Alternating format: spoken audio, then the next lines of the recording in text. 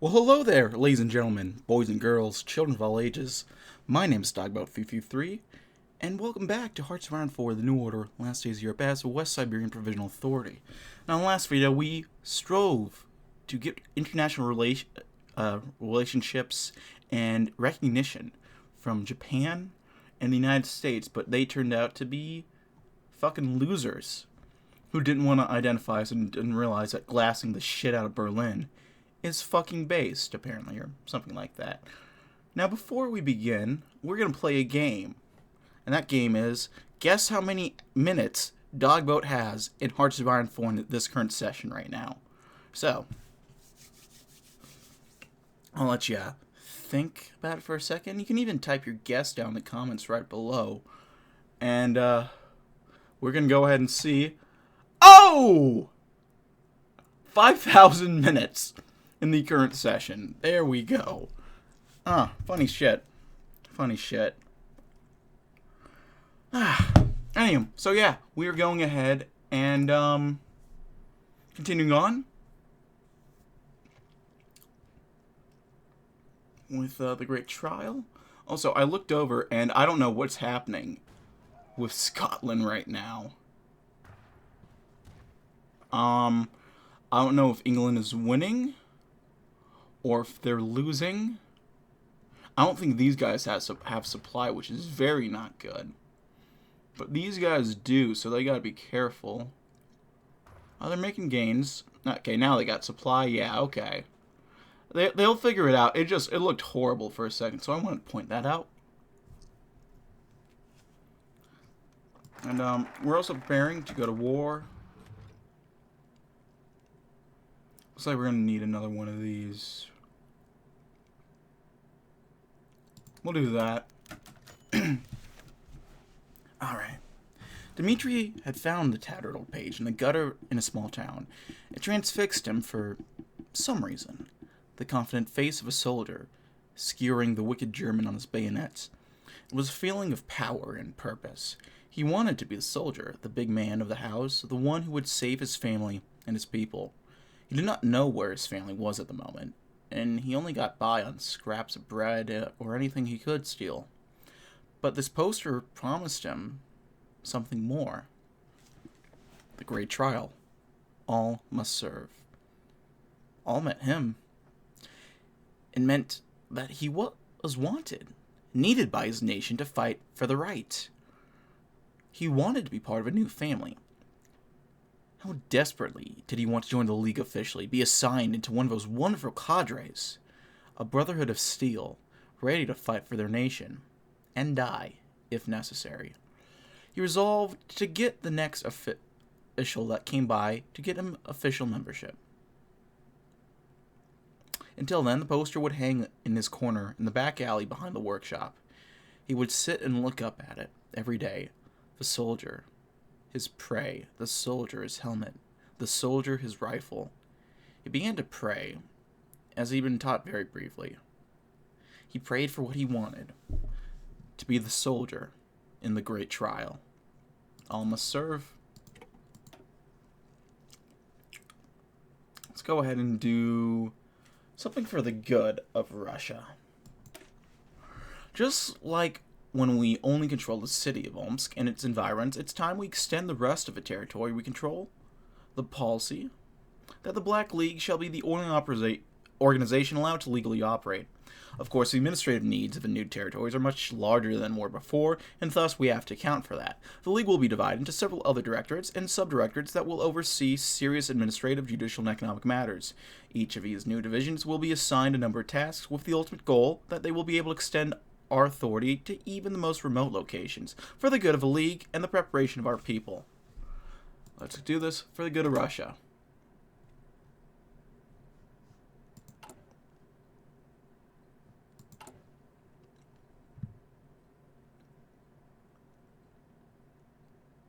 Oh.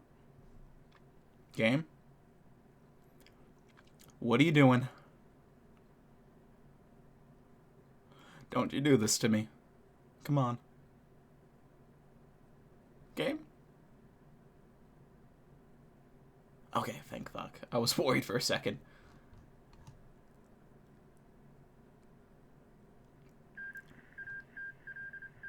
There we go. Jolly-o. A union at what cost? The most important thing is not what they think of me, but what I think of them.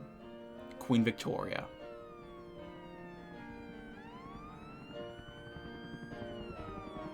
Uh-oh.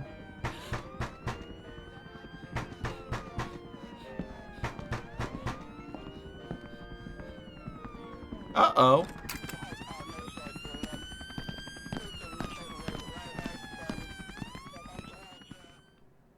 Uh-oh, well, that's not good. Well, Rule Britannia. She did it. The second act of union. Well.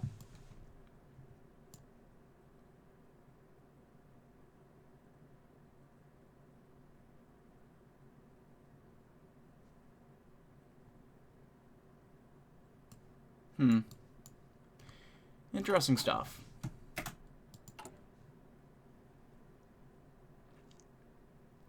Trying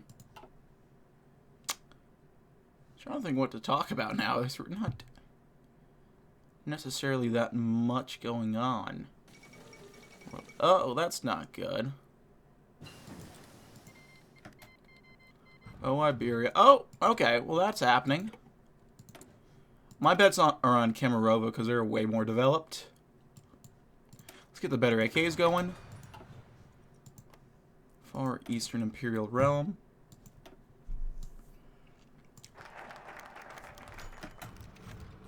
Okay.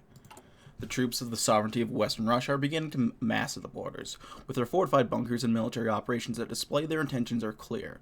War will face our nation, and we must mobilize our troops quickly if we don't wish to be overwhelmed at the front. Their forces shall test our mettle, but we know better. Their will shall break first, and our nation shall be triumphant in the lands of Russia. Winner takes all. For the good of Russia. Now let's go ahead and do the Program of National Action.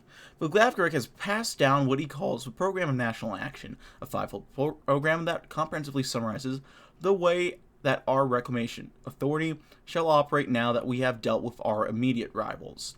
First, we must emphasize national survival, the preservation of order and stability in Russia. Secondly, we must begin a national reconstruction to set our movement up as a true rival to Vatutin and other Russian states who refuse to see the truth. Thirdly, we need to perform a national purification to systemically separate the wheat from the chaff and discard from our ranks in society the non-believers and troublemakers. Fourthly, we must begin a program of national reclamation to exert our authority over all of Russia. Fifth, and finally, we must begin national vengeance. The Great Trial will be a total war and a near-apocalyptic endeavor. This program of national action is a clear path forward on how to best prepare our people for it. There we go. I think we should go ahead. We'll do the redoubt in Sverdlovsk. Get that going.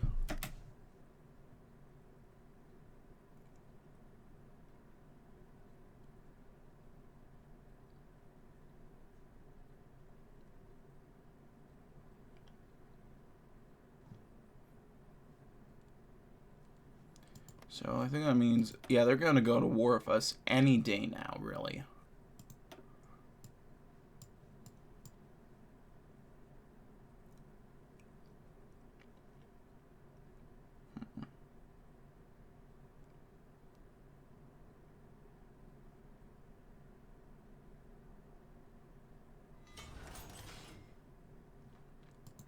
Free military factories, beautiful. Let's go. Let's get some more anti-air. Because we need to replenish some of that, I know. Where are the airfields? Right here.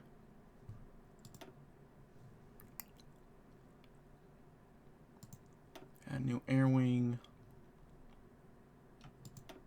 Let's get the improved guys and the basics.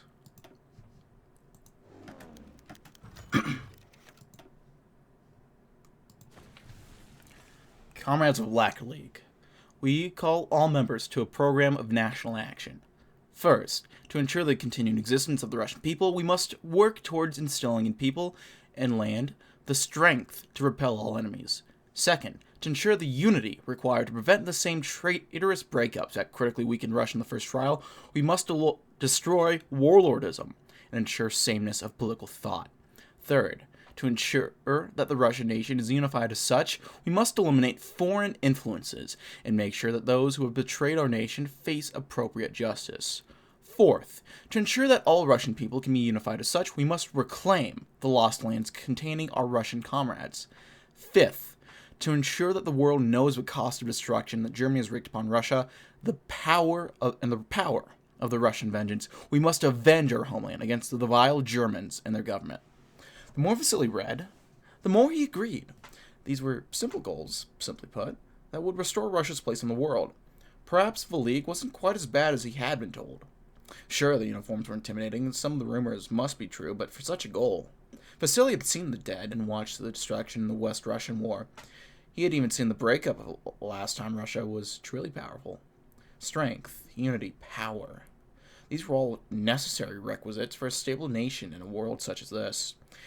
And if the costs were high, he had been willing to lay down his life in the last war to protect his nation and his family. There couldn't be anything more than that he wouldn't be willing to give. Perhaps then it was time to take up arms again, if the League would have him. It's all come down to simple phrases. Do not forget. Do not forgive. Beautiful. Let's do the watchful eye of the Directorate. The Internal Security Directorate has already proven to be an invaluable asset during the dark days of the Gauntlet. However, the new expanse of our territory and the trouble has been assimilating has already been felt, and unfortunately, the previous structure of Directorate has shown itself not be as effective as we have hoped. Thusly, we shall begin expanding the Directorate, and expand not only its powers, but its acting authority. This will ensure that internal threats, such as dissidents or bandits, are eliminated and the League's ideals are still being held up, even in the most remote parts of a territory that we have earned for ourselves. Very well. How's our economy doing? We're still running a surplus, so I'll pay off some of that debt we got. We're putting a lot towards military spending, way more than civilian, which is the first time I've seen that in a very, very long time. Oh, we can go ahead and begin the invasion. Might as well do it. Oh no, they did already. That's right. I don't know why they did that, while not putting their troops anywhere, but the order of the day. Comrade soldiers, this is your commander speaking. Today we embarked upon the next step of our journey. I should get the music back playing again.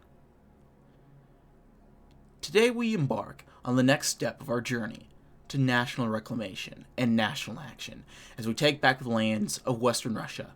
The Tsar's collaboration as pestilence has seized nearly a quarter of our country. They stand confident, drunk on their own success. But today, we are history's executioners. Over a decade ago, a band of traitors sided with the Germans against the valiant men of the Western Russian Revolutionary Front.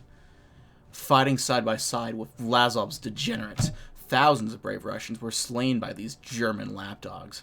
The Tsars speak of the glories of the past as they promise a return to some mythical tradition. But remember the true nature of their glorious past.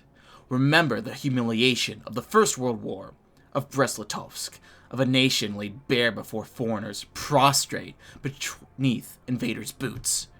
Remember the wasteful decadence of their imperial family, and how the Russian workers toiled under their oppression. And, above all, remember that the Tsar has done nothing whatsoever to deserve his title. He is not the strongest. He is not the most wise or most cunning. He simply earned his title by his bloodline, just like the Germans he serves. So go forth, soldiers of Russia. Cast down the traitor Tsar, and put the past where it belongs, 6 feet beneath the ground. Our cause is just. The enemy will be destroyed. Victory will be ours. Glavkrik DT Azov. Let's put the Tsar in the ground. Ah, based. Okay, it's funny that now they're moving their troops to the borders.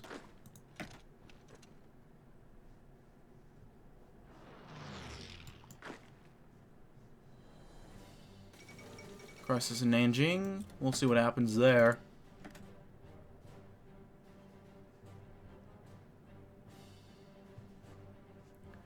So far, we're doing very well. I'm impressed.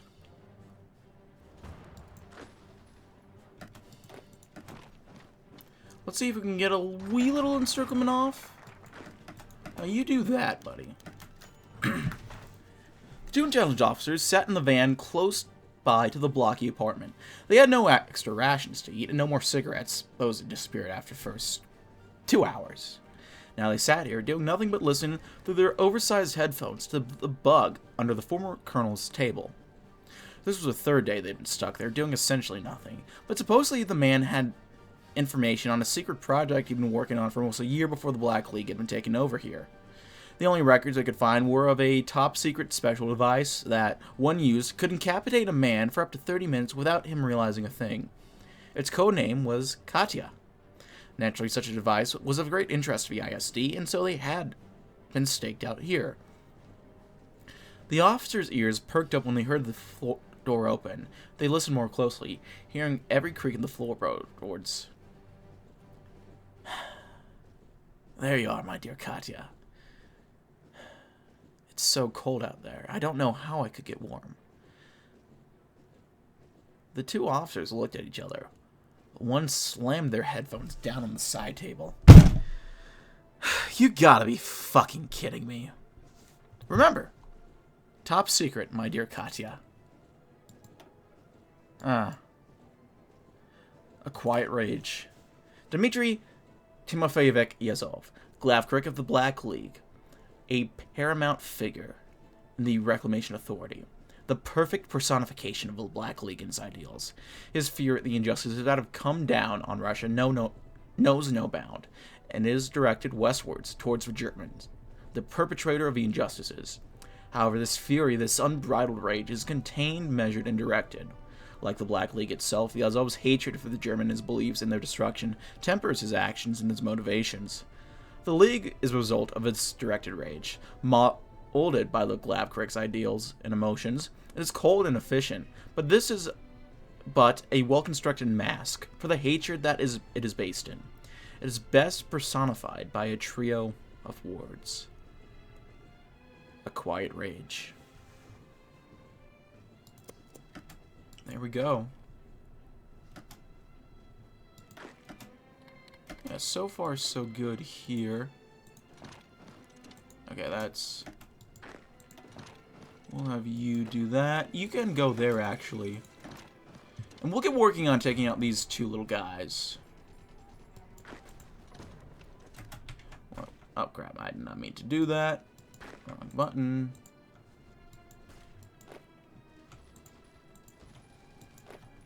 How do we do this? There we are. I just learned how to do this in the last series. I'm really excited to be able to do it. It might be a bit much for one guy, but we'll wait and see. You know what? He's taking it like a champ. How's the rest of the front doing? A bit of a pointless push there. I'll have you ease out there. Overall, I think we're doing pretty damn well, honestly.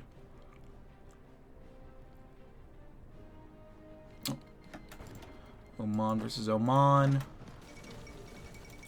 Not another one. Go ahead, take these guys out. Beautiful.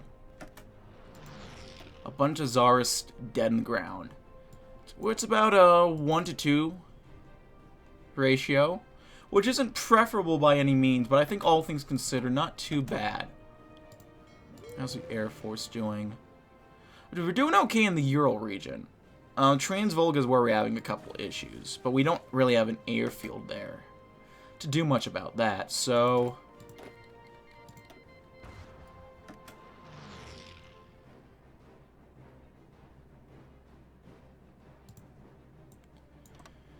We'll do that. We'll have you guys push in. And so far, so good. Izov stared at the map spread across the table in front of him. It depicted the Black League's best understanding of the current situation in Russia. To the east and west, the other contenders for control over Russia were splayed across the landscape, representing how far the EuroLeague still had to go. To the east and west, I already read that, goddammit. To the south, the states of the southern Urals continued to persist despite all odds, waiting to be swallowed by one of the behemoths around them. The middle of it all was the West Siberian Provincial Authority, a bastion of order and duty surrounded by treachery. Optimism was a luxury Izov did not afford himself, but some part of him had hoped that once Western Siberia was unified, the road to unification would be easy. Instead, the League had been forced to grapple with rebellions and dissent. Rebuilding Russian society to be ready for the Great Trial had been time-consuming, but necessary. When the Black League was working to pull its portion of Russia out of the darkness and prepare for the storm that was coming, the warlords around them had expanded their territory, and consolidated their hold over vast stretches of a motherland. Dislodging them would not be easy. Izov took solace in the strength of the League. In less than a decade, it had grown from a corrupt and disorganized organization confined to a single city to a colossus, ready to reunite the people and bring justice to those who have wronged the Russian people. The armies of the League could not be stopped even by the mightiest opponents. Soon the time for national reunification would come. The black tide would sweep across Russia, wiping away the weakness and degeneracy that had infested it for too long. It would not be a joyful event. It was the League's grim responsibility to rebuild the motherland and punish those who weakened her. Izov knew there would be no time for celebrating once Russia was whole again. He would have to make do with satisfaction knowing the traitors were all dead, and the final confrontation with a true enemy in the West could begin at last. A silent storm approaches. And with that, I'm not too worried about these military factories, actually, though the industrial equipment might be nice. Let's get working on tactical analysis. The fate of Russia lies solely with us. Only we can be your salvation. There can be no half measures or missteps in the battles to come. A single mistake has spelt defeat for many an army.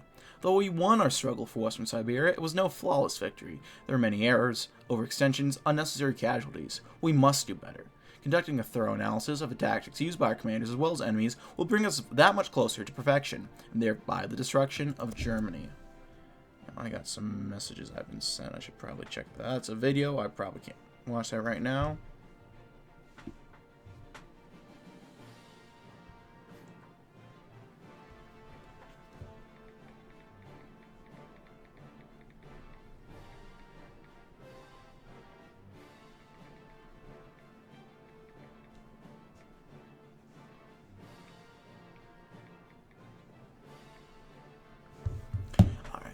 Sorry about that.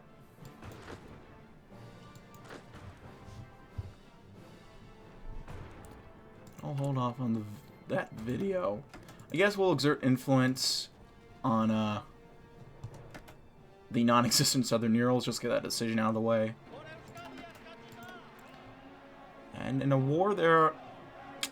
What sort of cuck shit is that? Get that out of my... Can I not drag these? Get out of here! Get the fuck out of here. I don't need that depressing shit.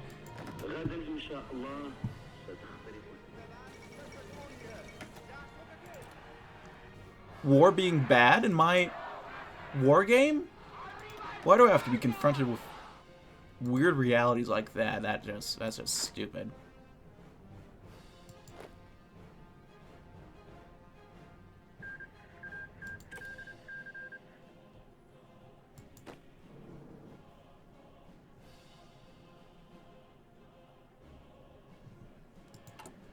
Let's address the redoubt in Omsk.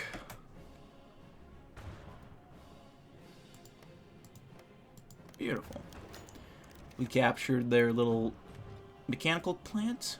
Very nice. These guys up here are a bit too overextended. They're not doing too much. They're really more of a distraction. Although, since this here has potential, whether it's to fuck us or to actually do something, I don't know yet, but we'll wait and see. Got another focus done. Let's go ahead and do some agents in. Let's do a message to Berlin. This time, we finally send a message to our great enemy. The Glafric has prepared a message directly to the Führer of Germany, denouncing the great evils of National Socialism. In this message, he has vowed Germany would never be allowed to harm Russia again. Once Russia is united under the leadership of the Black League, Germany shall finally face its vicious consequences of its past. The foul and vicious Third Reich grows ever closer to its inevitable demise. There we go. How is Germany doing, by the way? Oh, okay, they're dead. They broke.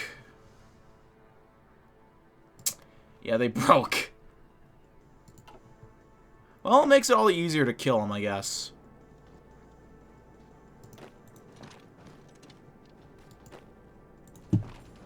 Yeah.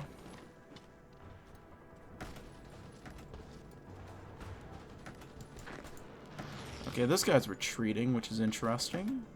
Yeah. Tire these guys out.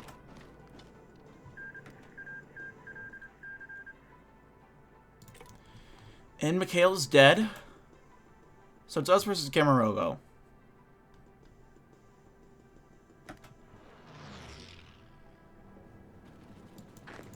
Where did 2 divisions come from? What? Yeah, okay. Let them attack into there. How much longer do we have? We're pretty close, actually. Can we just do a VP rush? Take their capital out? Move to Nizhny Novgorod? Some air support going. Air lane strikes.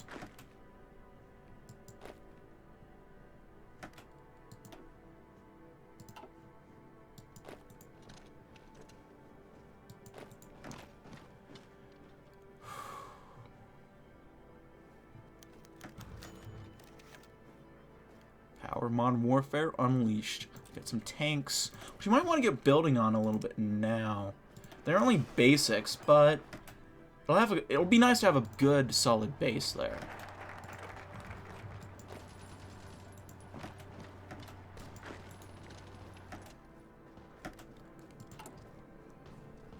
If we end up wanting to do tanks, which I'm not sure about quite yet, but yeah. Let's do the monitor Devochina.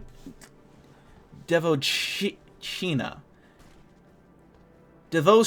We'll go with that. I know that's not how you say it, but I'm it's almost midnight. I'm tired, man. What do you want me to do? So long as he retains a civilian mindset, a soldier cannot be effective. How many Germans escaped justice because a soft-hearted conscript was gripped by the thought of pity? How many cowards fled the field, thinking only of their selfish desire to return home and live normal lives? Soldiers must come to the understanding that they are civilians no longer. Their weakness, bred by peace, must be excised from their souls. Every recruit must be inured to violence and suffering before he ever sets foot on the battlefield, by any means necessary. Nothing they endure at our hands could ever be as terrible as a possibility of defeat.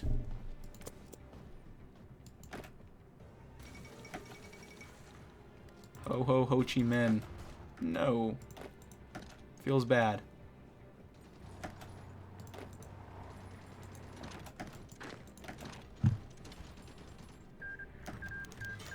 Beautiful. The eagle will never cry again. Damn straight. Alright, we'll go ahead and core up all this. And I think, yeah, we're losing a whole political power a day. For, what, 70 days? I'm going to hold off before we unify, just so I can get working on the rest of these focuses.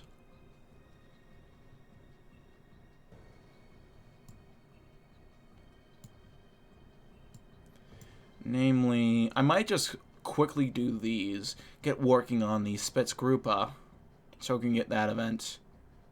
Do these, finish up this, do this. And then just go ahead and unify it so we get a new focus tree and get working on wrapping this up.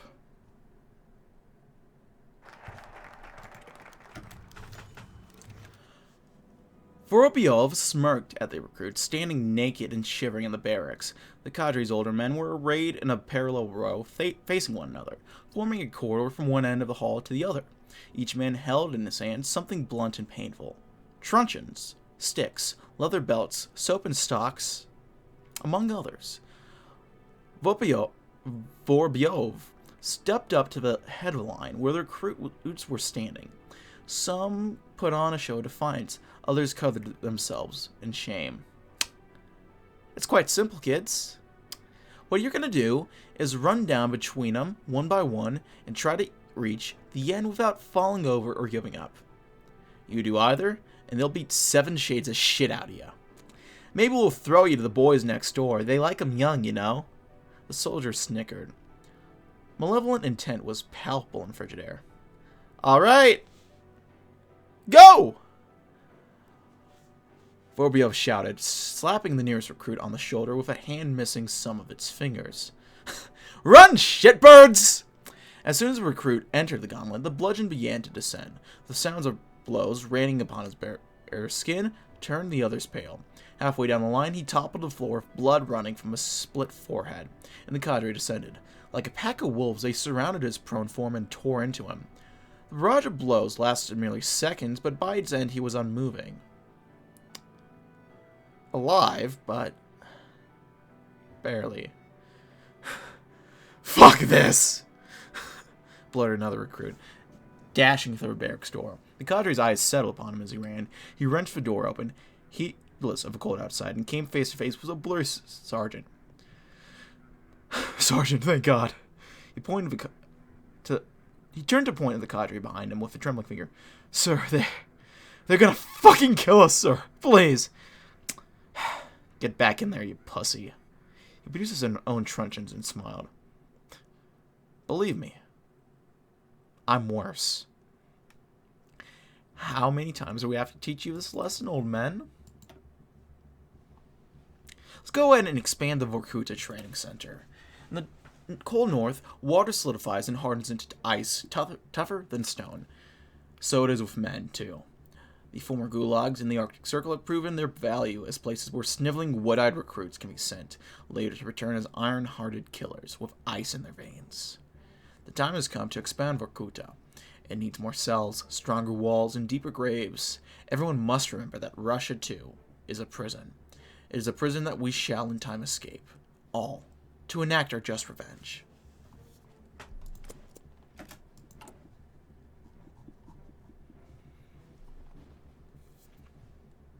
Keep coring it all up. The lack of political power is gonna suck a little bit, don't get me wrong, but I'm not too worried about it. Some better anti-air going.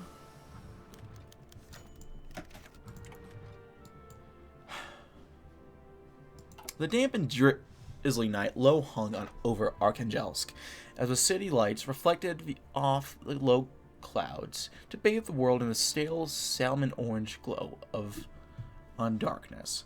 The world was silent, save the soft sounds of distant police sirens and the occasional passing BTR. When Murat saw the man crouched at the bases of a West Russian War Memorial in the center of a city 20 minutes after the end of curfew, he assumed the worst. A possible saboteur, maybe someone planting a bomb. He'd seen many of those in the days since the fall of Arkhangelsk, but as he stepped out of his staff car into the damp, drizzly night, his pistol at the ready, his concern faded. The man at the base memorial was clearly quite elderly. Murat's steps slowed, and it was only in a regular speaking voice that he addressed the man. Sir, you should really get going. It's 20 minutes past curfew. The man turned around, slowly, revealing a ragged jacket adorned with Soviet decorations, and a crumpled St. George ribbon. A look of settled disdain crossed the old man's time-withered face as he regarded the young man. Murat instantly knew what he was thinking. It was the same with almost everyone he met in Arkhangelsk. Were the men in black any different from the ones who had come before? Murat broke the silence with an outstretched hand and a gesture back to the staff car. Comrade soldier, come on. I'll take you home. Aw. Wholesome black leak. See, guys, they're not that bad. Order collapses in Egypt.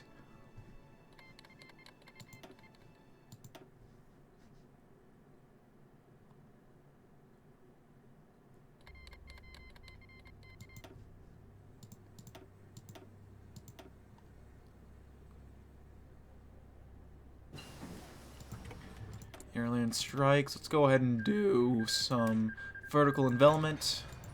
It's better if we have helicopters, which we don't have right now.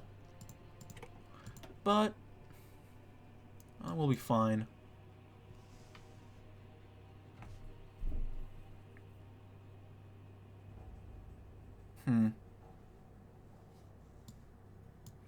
What do we really want to do? I want to get to these so we can go ahead and, you know, read the events and then move on.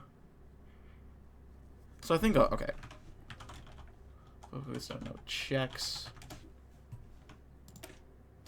Tucked away in their ivory towers, the moral plutocrats of Latos contributed nothing to our efforts. They chose to profit from the unpatriotic avarice of our self-proclaimed rival states. When their usefulness expired, we buried the scum in a shallow grave and took back what rightfully belonged to Russia. Among the riches we've claimed are the Zlatovsk arms plant, a center of arms production that outstrips even the legendary Itsevsk arsenal. Additionally, we've acquired many blueprints for new and improved small arms from their workshops, along with those gunsmiths and engineers who saw the light in time to spare themselves. Born in immoral capitalism, the arms of Latos will find redemption, steeped in German blood. That was no checks, not autocomplete.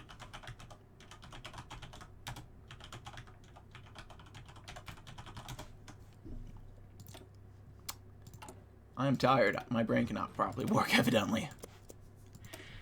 The free aviators were fine pilots, racking up an admirable tally of German jets sent plummeting to Earth. Of everything left behind by the incompetent Red Army Air Force, only they proved for war from struggling against Germany. The aviator spirit of independence was incompatible with the tenets of Black League, but their tactics, honed over nearly 20 years, are unquestionably effective. So too is the collection of aircraft they assembled, including some nearly modern designs donated by generous third parties. We shall carry on their martial legacy, sans its undesirable Bolshevik elements. And then the finest armor. Omsk Transmash has come far since it began receiving commissions from Black League. Raw materials flow like a river into its gates. Amidst the smoke and flames of its foundries, redemptionary laborers hammer sheets of steel into machines fit for war's grueling work. As productive as they are, however, they need to be worked even harder. The arch-enemy wields technology far in advance of our own, and both workers and engineers will need to increase their efforts to match it. Every sheet of steel, every shell, every engine, all must be in perfect working order, brought to the cutting edge of military advancement that our tank corps might better grind German bones into the blood-soaked soil of their accursed homeland. And then we'll do autocomplete. That's how you do it. Disable that. We'll get working on Spitz Group of 5. Every state must have its true-born defenders. Every leader has its honor guard. The new Russia will be no different, save for the sheer strength of these chosen few, which will eclipse anything that our foes could ever hope to rally. But Glavkrik's right-hand man, Evgeny Sapinstev, has elucidated to him plans for our very own Special Operations Corps, Spetsgruppe 5. Armed with most sophisticated tools of death at our disposal, and shaped into unwaveringly loyal killing machines. They will be our answer to the German SS, and each and every man of their number will be the match of 20 hardened Teutons.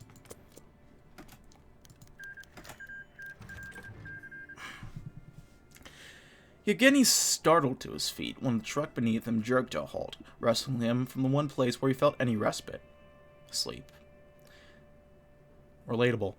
Selected for supplemental training, he knew the drive down the potholed road of Siberia would be his last opportunity for rest. Joining the ranks of his weary comrades, he rubbed his eyes. As he opened them, he saw, just mere feet away, a stout but authoritative figure, staring into his eyes with a scowl. Next thing, he was on the ground, the jackboot of the same man now firmly lodged in his chest. Hazed, Yevgeny's vision faltered until it faded darkness. Get up, you son of a bitch! This time, instead of on his chest, the boot was standing on his side. Biting his lip through the pain, Yevgeny slowly got back onto his feet, listening as the man continued to bark out every possible obscenity at him. Seconds later, he stood in the ranks as the men marched into Vorkuta, surrounded by the barbed wire fencing. The first days there were hell. The beatings continued incessantly, with nothing but arduous work and drilling to break up what seemed like constant pain. Those two bruised went to the glorified morgue of a hospital, and few ever returned. In the second week, as his group was on a 10-mile run, Yevgeny spotted a carrot in the dirt. Knowing better than to run to get it, Yevgeny tried to ignore the orange beauty that his malnourished body yearned for. With only 2 small meals, he wanted nothing more than to devour it. As they neared it, he caved. Breaking fortification and shoving his comrades out of the way, he fell on the ground clutching the carrot. In a flurry of shouts, kicks, and strikes of baton, Yevgeny finally got his sleep. The camp at Vorkuta came to be known as the Fang for its unrelenting training style and harsh management. Within a month of the first arrivals coming in, 25 had died of injuries sustained during the training.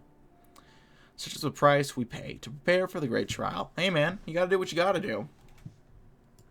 Sometimes you gotta kill your soldiers and starve them, you know? We'll have to wait a while to do the redoubt in Tumen. But, it'll come in time. I'm not worried at all. I gotta say, I love the music mod. Water Vapor, again, I remember this one was a banger, right?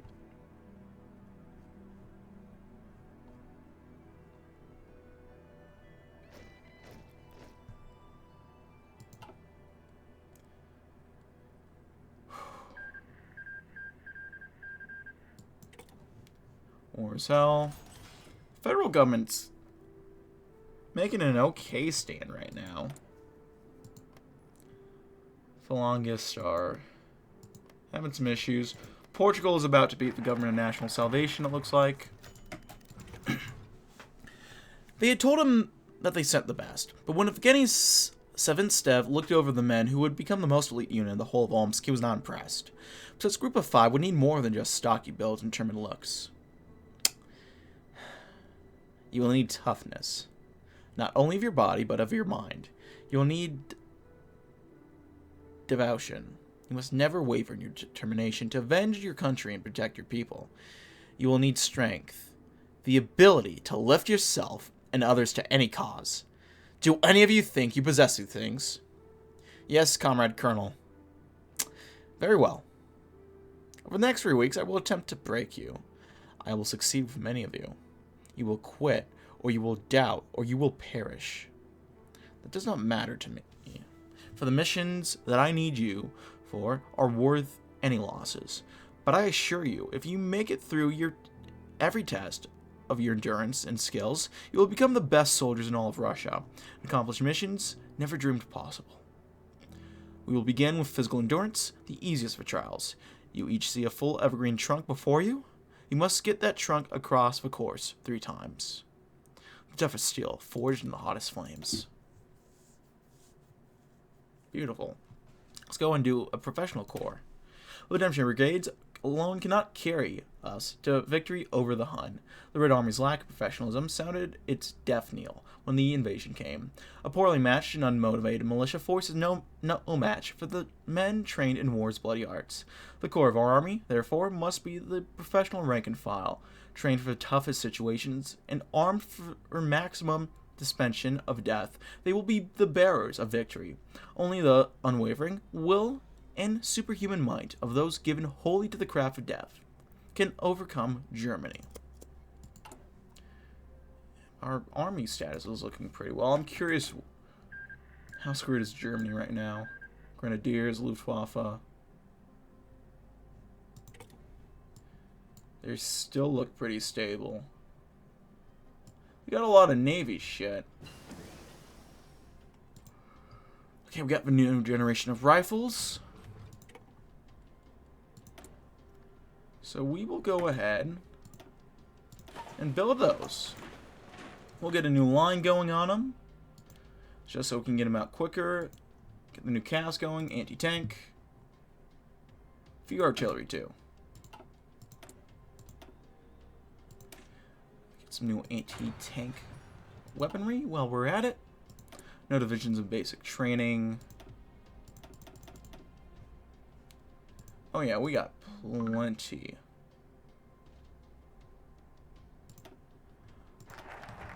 Of time to get some new guys. Comrades! Glavrik Yazov is here. Men leapt up from their exercises and dropped everything. Within 3 seconds, every single man in the training hall was standing at attention, eyes straight ahead. Attention! As one, 100 heads turned to the doorway and arms snapped up in a salutes. Then, in came the Glavkarek, as though he were a civilian wandering into a shop on a lazy Sunday. As you were, comrades, Yazov said, his face an unreadable half-smile. Within a heartbeat, every man had resumed his previous activities, unquestioning of their leader's sudden laxity. Yazov began to stroll through the halls at a leisurely pace, looking left to right with the drill sergeant and the two armed guards at the back. He paused before a group of men engaged in the rapid, relentless push-ups. How long have these men been going, Sergeant? He asked, his tone neutral. My apologies, sir, but I have no idea. Corporal Rakov is leading them, though. Corporal Rakov, at attention! A giant of a man leapt to his feet and snapped to, stone-faced and straight-backed. How many push-ups have you performed today, Corporal? Despite towering over Yazov, the man swallowed. I'm not certain, sir. We measure ourselves in time rather than individual actions. Currently, we stand at 13 minutes straight. Explain your reasoning for this, Corporal. Sir! Because endurance is best measured in years, not footsteps, sir! Very good, Corporal. You know our ethos well. Carry on. Do not count days. Do not count miles. Of course. The core of our army is professional after all. We're doing very... Oh my god, yeah, we are doing great. We're gonna get there very quickly to a Spartan discipline, which is gonna be fun, and we'll see how that ends up going. So I'm going to cut it here, ladies and gentlemen. Thank you as always for watching. If you like this video, leave a like. If not, feel free to dislike. If you want to see more of this content in the future, go ahead and hit the sub button for more uploads every weekday, as well as occasionally Saturday. If you have any comments, feedback, concerns, anything of the sort, leave in the comment section below. I read all the comments I get. I appreciate any all feedback you might have for me. If you want to chat, play games, anything of the sort, leave in the comment section below. Alright, wait. If you want to chat, play games, anything of the sort, I have a Discord. If you want to send a few bucks, I have a Patreon. And if you want to see me do sort of stuff live, I have a Twitch, all of which down in the description box below. That's really about it, ladies and gentlemen. My name has been DB333. Thank you as always for watching, and I'll see you guys next time. Goodbye.